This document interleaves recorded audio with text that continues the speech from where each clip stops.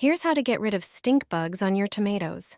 Even experienced gardeners don't know this trick. Stink bugs are the worst enemies of ripe tomatoes. They show up just when the fruit is nearly ready to harvest, sucking out the juice and leaving deformed, discolored spots. This simple method will eliminate them fast. Ivy, a common ornamental plant, contains saponins, natural compounds that foam and irritate insects.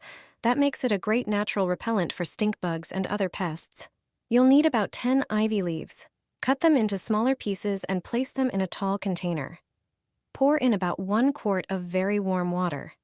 Let the mixture sit for 1 hour so the ivy can release its active compounds.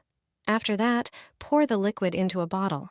Now comes the second ingredient, vinegar. It's a natural substance with a strong smell that insects dislike. Add about 4 tablespoons of vinegar to the ivy mix. Fill a sprayer with 2 quarts of water, then add the mixture and close it up. Now, spray the tomato leaves and fruit thoroughly.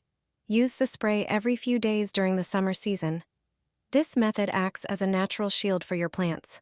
Stink bugs will disappear, and your tomatoes will stay healthy and damage-free.